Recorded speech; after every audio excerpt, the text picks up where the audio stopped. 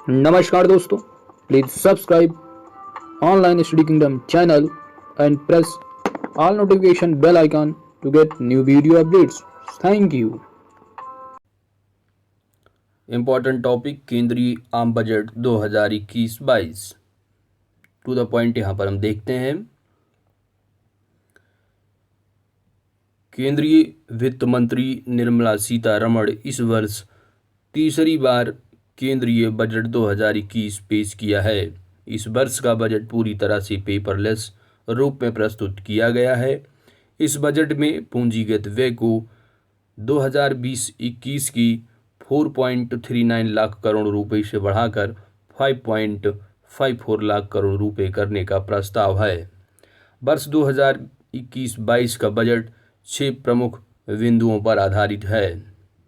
Number 1 point स्वास्थ्य और कल्याण, दूसरा है वास्तविक और वित्तीय पूंजी और बुनियादी ढांचा, तीसरा है आकांक्षी भारत के लिए समावेश विकास और चौथा पॉइंट है मानव पूंजी में नवजीवन संचार। पांचवा पॉइंट नवोन्मेष और अनुसंधान और विकास, छठा पॉइंट है न्यूनतम सरकार और अधिकतम शासन, that is minimum government and maximum governance. तो चलिए अब हम लोग जो है यहाँ पर टू द पॉइंट यहाँ पर देखते हैं परीक्षा उपयोगी तथ्य को। आरबीआई के आंकड़ों के अनुसार कोविड-19 प्रयासों का समर्थन करने के लिए कुल 27.1 लाख करोड़ रुपए का व्यय तीनों आत्मनिर्भर पैकेज पर हुआ, जो कि जीडीपी का 13% से ज़्यादा है। राष्ट्रीय स्वास्थ्य मिशन के अलावा 6 स्तंभों में से पहली आत्मनिर्भर योजना में 6 साल में 64,180 करोड़ रुपए के परिव्यय के साथ आत्मनिर्भर स्वास्थ्य योजना की शुरुआत की जाएगी। इसके अलावा सरकार 15 स्वास्थ्य आपातकालीन केंद्र भी स्थापित करेगी। नेक्स्ट पॉइंट 2.87 लाख करोड़ रुपए के परिव्यय के साथ जल जीवन मिशन की शुरुआत की जाएगी, जिसे 5 वर्षों में घरों को कवर करने के लिए कार्यान्वित किया जाएगा। बजट 2021 में मिशन पोषण 2 लॉन्च किया जाएगा। इसके अलावा 1.42 लाख करोड़ रुपए के परिव्यय के साथ शहरी स्वच्छ भारत मिशन 2 का शुभारंभ किया जाएगा। वित्त मंत्री निर्मला सीतारमण ने वॉलंटरी वाहन स्क्रैपिंग नीति की घोषणा की है। सभी वाहन फिटनेस टेस्ट से गुजरेंगे, जिसकी अवधि यात्री वाहनों के लिए 20 वर्ष और वाणिज्यिक वाहनों के लिए 15 वर्ष है। कोविड-19 टीकों के लिए 35,000 करोड़ रुपए आवंटित किए गए हैं। सरकार ने 13 क्षेत्रों को कवर करते हुए production linked incentive scheme that is PLI के लिए 1.97 लाख करोड़ रुपए की प्रतिबद्धता जताई है। इसके अलावा 7 टेक्सटाइल पार्क 3 वर्षों में लॉन्च किए जाएंगे। राष्ट्रीय अवसंरचना पाइपलाइन को 7400 परियोजनाओं तक विस्तारित किया गया है। इसके अलावा राष्ट्रीय इंफ्रा पाइपलाइन के तहत 1.1 लाख करोड़ रुपए की परियोजनाएं पूरी की जा चुकी हैं।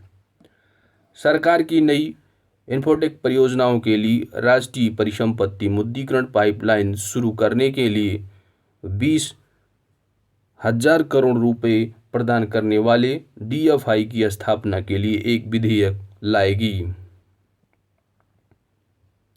निवेशकों को अस्पष्टता प्रदान करने के लिए एक परिसंपत्ति मुद्रीकरण डैशबोर्ड बनाया जाएगा। बजट 2021-22 के लिए पूंजीगत व्यय 5.5 लाख करोड़ रुपए देखा गया है, जो कि साल दर साल 34.5% है। निवेशकों को आकर्षित करने के लिए NHAI that national highway authority of India ने एक इनविट परियोजना जो है प्रायोजित की है। इस प्रकार 5,000 करोड़ परिचालन मूल्य वाली 5 सड़कें जो है वो हस्तांतरित की जा रही हैं। संचालन और प्रबंधन के लिए बहुत से हवाई अड्डों का भी विमुद्रीकरण किया जाएगा। TAI-2 3 शहरों में AI हवाई अड्डों और रेलवे परिसंपत्तियों का विमुद्रीकरण किया जाना है। भारतमाला परियोजना के तहत 13,000 किलोमीटर से अधिक सड़कें तैयार की गई हैं। 7,000 करोड़ रुपए की पावर ट्रांसमिशन संपत्ति को पावर ग्रिड इनविट को हस्तांतरित किया जाएगा। ब्लूमबर्ग की रिपोर्ट के अनुसार वित्त वर्ष 2021 के लिए राजकोषीय घाटा GDP का 9.8% और वित्त वर्ष 2022 के लिए 6.8% रहेगा। Most important point. Next point, सरकार राष्ट्रीय राजमार्ग परियोजनाओं के लिए तमिलनाडु में 1.03 लाख करोड़ रुपए, केरल में राष्ट्रीय राजमार्ग परियोजनाओं के लिए 65,000 करोड़ रुपए, जबकि पश्चिम बंगाल में राष्ट्रीय राजमार्ग परियोजनाओं के लिए 25,000 करोड़ रुपए आवंटित की जाएगी। दिसंबर 2023 तक, इम्पॉर्टेंट पॉइंट, दिसंबर 2023 तक ब्रॉड रेल मार्गों का पूरा 100% विद्युतीकरण किया जाएगा। छोटी कंपनियों की परिभाषा को अपडेट करने के लिए 50 लाख करोड़ रुपए की शुद्ध संपत्ति से करोड़ों रुपए तक जुटाने का प्रस्ताव किया है। 1 लाख से अधिक आबादी वाले 42 शहरी केंद्रों में वायु प्रदूषण की बढ़ती समस्या से निपटने के लिए 2217 करोड़ रुपए प्रस्तावित हैं। अन्न पूरक पोषण कार्यक्रम और पोषण अभियान का विलय मिशन पोषण 2 का शुभारंभ किया जाना है। पोषण संबंधी सामग्री वितरण और परिणाम को मजबूत करने के लिए आकांक्षी जिलों में पोषण परिमाणों में सुधार के लिए गहन रणनीति बनाई जाएगी। बजट 2021 में भारतीय रेलवे ने 1.1 लाख करोड़ रुपए की घोषणा की गई है। भारतीय रेलवे के लिए 1,10,055 करोड़ रुपए का रिकॉर्ड उपलब्ध कराया गया है। कुल खर्च में से 1,07,100 करोड़ रुपए 2021-22 में पूंजीगत व्यय के लिए उपलब्ध कराए जाएंगे। सरकार की भारतीय जीवन बीमा योजना निगम में अपनी हिस्सेदारी बेचने की वो इन्होंने योजना बनाई है। सार्वजनिक क्षेत्र के बैंकों के लिए 20,000 करोड़ रुपए जुटाने की घोषणा की गई है। बीमा क्षेत्र में FDI को, अब यहाँ पर इम्पॉर्टेंट पॉइंट है कि बीमा क्षेत्र में FDI को 49% से बढ़ाकर 74% करने का प्रस्ताव किया गया है। नेक्स्ट पॉइंट, सौर ऊर्जा निगम को 1,000 करोड़ रुपए और अक्षय ऊर्जा विकास एजेंसी को 1,500 करोड़ रुपए प्रस्तावित हैं। जम्मू कश्मीर के लिए एक नई गैस पाइपलाइन की योजना की घोषणा की गई है। केंद्र सरकार ने सार्वजनिक बसों के लिए 18,000 करोड़ रुपए की देने की घोषणा भी की है।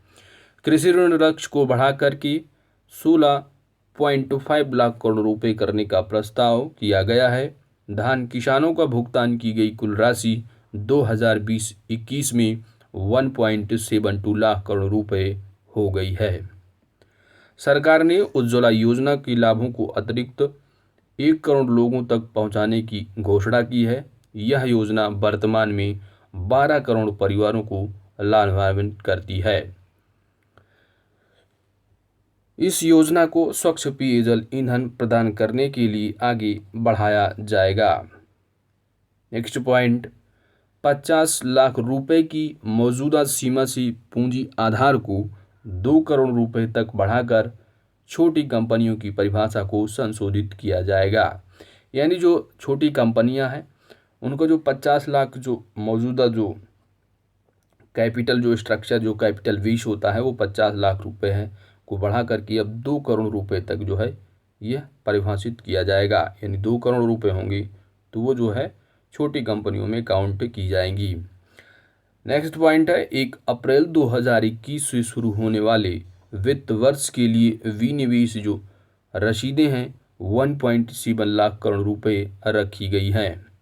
सरकार ने संशोधित सुधार आधारित, परिणाम आधारित, बिजली वितरण क्षेत्र योजना शुरू करने की दिशा में बजट में 3.6 लाख करोड़ रुपए आवंटित किए हैं।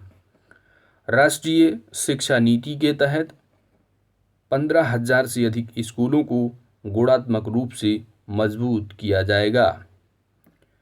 डिजिटल पेमेंट को बढ़ावा देने के लिए 1.5 करोड़ रुपए का निवेश किया गया है। गोवा सरकार को पुर्तगाली से राज्य की मुक्ति की जयंती समारोह के लिए 300 करोड़ रुपए आवंटित किए गए हैं। गिग और प्लेटफॉर्म श्रमिकों के लिए सामाजिक सुरक्षा लाभ को बढ़ाया जाएगा। यह भारत में परिवहन दैट इज उबर और ओला, खाद्य वितरण दैट इज स्विगी और जोमेटो जैसे क्षेत्रों में ऑनलाइन प्लेटफॉर्म प्रदाताओं और आईटी और सॉफ्टवेयर फर्मों में अनुबंध श्रमिकों के अलावा लगभग 15 मिलियन गिग श्रमिकों को प्रस्तावित करेगा। तो ये लगभग जो है कितने श्रमिकों को प्रभावित करेगा? 15 मिलियन गिग श्रमिकों को जो है ये प्रभावित करेगा। ठीक है। नेक्स्ट पॉइंट है बंगाल असम की चाय श्रमिकों के लिए 1,000 करोड़ रुपए की घोषणा की गई है। नेक्स्ट पॉइंट है कि वित्त वर्ष 2020-21 में राजकोषीय घाटा जीडीपी का 9.5%, जबकि 2021-22 के लिए राजकोषीय घाटा सकल घरेलू उत्पाद जीडीपी का 6.8% अनुमानित है। तो इम्पॉर्टेंट पॉइंट है, इसको याद रखना है कि जो राजकोषीय जो घाटा है वो जीडीपी का 6.8% अनुमानित है 2021-22 के लिए। नेक्स्ट पॉइंट है कि आगामी जनगणना भारत की पहली डिजिटल जनगणना होगी। इस महत्वपूर्ण कार्य के लिए 2021-22 में 3,768 करोड़ रुपए आवंटित किए गए हैं। वित्त वर्ष 2021 में 30,000 करोड़ रुपए से ग्रामीण इंफ्रा डेवलपमेंट का आवंटन बढ़कर अगले वित्त वर्ष के लिए 40,000 करोड़ रुपए हो गया है। 5 प्रमुख मत्स्य पालन केंद्रों के विकास की घोषणा की गई है। 1,000 और मंडियों को इलेक्ट्रॉनिक राष्ट्रीय बाजार के साथ एकीकृत किया जाएगा। नेक्स्ट पॉइंट, केंद्रीय विश्वविद्यालय लेह लद्दाख में स्थापित किया जाएगा। इंपॉर्टेंट पॉइंट है कि केंद्रीय विश्वविद्यालय लेह लद्दाख में स्थापित किया जाएगा। 22 और खराब होने वाली वस्तुओं को कवर करने के लिए ऑपरेशन ग्रीन योजना है। उद्यमी क्षमता वाले अनिवासी व्यक्ति अब 182 दिनों से 120 दिन तक जो है पंजीकरण समय को कम करते हुए, यानी जो उद्यमी क्षमता वाले जो अनिवासी व्यक्ति हैं उनका जो है 182 दिनों से जो है वो 120 दिनों तक पंजीकरण समय को कम करते हुए बिना किसी भुगतान पूंजी और टर्नओवर प्रतिबंधों के साथ एक व्यक्ति कंपनियों ओपीसी, ठीक है, तो 1 पर्सन जो कंपनी है उसको स्थापित करने में सक्षम है। इस बार के बजट में आम करदाताओं की टैक्स स्लैब में किसी भी तरह का बदलाव नहीं किया गया है। रिटर्न फाइल 2014 के 3.3 करोड़ से लगभग 2 गुना बढ़कर के 2020 में 6.48 करोड़ हो गया है। यानी जो लोग रिटर्न फाइल करते हैं उनकी जो संख्या है वो बढ़ गई, यानी कि रिटर्न फाइल करने वालों की संख्या वह जो है 6.48 करोड़ हो गया है, जबकि 2014 में यह 3.3 करोड़ थी। नेक्स्ट पॉइंट है कि सरकार ने 75 वर्ष से अधिक आयु वालों के लिए आयकर रिटर्न दाखिल करने की आवश्यकता को हटाकर वरिष्ठ नागरिकों को राहत दी है। नेक्स्ट पॉइंट, वरिष्ठ नागरिकों के लिए जिनके पास केवल पेंशन और ब्याज आय है उन्हें आयकर रिटर्न दाखिल करने के छूट का भी प्रस्ताव इसमें पारित किया गया है। आय को छिपाने के लिए साक्ष्य के साथ गंभीर कर चोरी के मामले में फिर से खोलने की जो समय सीमा है वह 6 साल से घटाकर 3 साल कर दी गई है। यानी अगर टैक्स की चोरी या कोई किसी तरह का आप जो है टैक्स को छुपाते हैं तो वो जो समय सीमा थी वो जो है 3 साल जो है कर दी गई है 6 साल से, ठीक है। नेक्स्ट पॉइंट है कि एक वर्ष में 50 लाख रुपए या उससे अधिक के लिए यह अवधि जो का प्रावधान 10 वर्षों तक होगा। ठीक है। नेक्स्ट पॉइंट, 50 लाख रुपए तक और 10 लाख आय रुपये तक की करदाताओं की कर योग्य आय के लिए विवाद समाधान समिति, that is national faceless income tax appellate tribunal centre की स्थापना की जाएगी। तो ये कितने के लिए जो टैक्स विवादित होंगे, 50 लाख रुपए तक और 10 लाख रुपए आय तक। यानी किसी की इनकम जो है 10 लाख रुपए है और कोई बिजनेस है उसका 50 लाख का टर्नओवर है, तो उसके लिए जो है विवाद से संबंधित जो समाधान किया जाएगा वो उसके लिए एक centre, that is national faceless income tax appellate tribunal centre की स्थापना की जाएगी। नेक्स्ट पॉइंट, 1 लाख से अधिक करदाताओं ने 85,000 करोड़ रुपए की कर विवादों को निपटाने के लिए 30 जनवरी 2021 तक विवाद से विश्वास योजना का विकल्प चुना। सस्ते घर खरीदने के लिए मिलने वाले ऋणों के ब्याज में 1.5 लाख रुपए तक की छूट का प्रावधान 31 मार्च 2022 तक बढ़ा दिया गया है। नेक्स्ट पॉइंट, स्कूलों और अस्पतालों को चलाने वाले छोटे चैरिटेबल ट्रस्टों के लिए वार्षिक रसीद की छूट की जो सीमा है वह 1 करोड़ रुपए से बढ़ाकर 5 करोड़ कर दी गई है। टैक्स ऑडिट की सीमा है वो 5 करोड़ से बढ़ाकर 10 करोड़ रुपए हो गई है। नेक्स्ट पॉइंट, 5 वर्षों में सरकार ने 4,000 करोड़ रुपए से अधिक के परिव्यय के साथ गहरे महासागर मिशन का प्रस्ताव किया है। नियोक्ताओं द्वारा कर्मचारी के पीएफ में योगदान की देर से जमा को नियोक्ता को कटौती के रूप में अनुमति नहीं दी जाएगी। नेक्स्ट पॉइंट, स्टार्टअप के लिए कर में छूट के दावे की पात्रता 1 और वर्ष जो है वो बढ़ाई गई है। 31 मार्च 2022 तक स्टार्टअप में निवेश के लिए पूंजीगत लाभ में छूट का प्रावधान किया गया है। नेक्स्ट पॉइंट है कि प्रोविडेंट फंड में कर्मचारी योगदान की देर से जमा के लिए नियोक्ताओं को कोई भी कटौती नहीं दी जाएगी। नेक्स्ट पॉइंट, छोटी कंपनियों की जो अनुपालन आवश्यकताओं को जो है इसमें आसान बनाया जाएगा। नेक्स्ट पॉइंट है कि जो थ्रेशोल्ड जो शेयर पूंजी है वो 2 करोड़ रुपए और 20 करोड़ रुपए की कारोबार वाली जो है छोटी कंपनियां उसमें गिनी जाएंगी। यानी जो शेयर पूंजी अगर 2 करोड़ और 20 करोड़ है तो उनको जो है छोटी कंपनियां जो है उसमें गिना जाएगा। ठीक है। नेक्स्ट पॉइंट है कि गैर सरकारी संगठनों, दैट इज जो एनपीयू नॉन प्रॉफिट ऑर्गेनाइजेशन है या निजी स्कूलों और राज्यों की जो साझेदारी में 100 नए सैनिक स्कूल जो है स्थापित किए जाएंगे। ठीक है। तो इम्पॉर्टेंट पॉइंट है, इसको याद रखना है कि बजट 2021-22 में कितने नए सैनिक जो है स्कूल बनाए जाएंगे, स्थापित किए जाएंगे, तो 100 हैं। नेक्स्ट पॉइंट है 2021-22 के लिए में जो है सोने और चांदी पर सीमा शुल्क को युक्तिसंगत बनाया जाएगा। कपास और सीमा शुल्क जो, ठीक है, कपास पर जो सीमा शुल्क एक्साइज ड्यूटी है उसको बढ़ा करके 10 से 15% कर दिया गया है, जबकि 16 लालटेन पर सीमा शुल्क जो है वो 5% की कटौती की गई है। कॉपर स्क्रैप पर ड्यूटी 5% से बढ़ाकर घटकर जो है 2.5% हो गई है।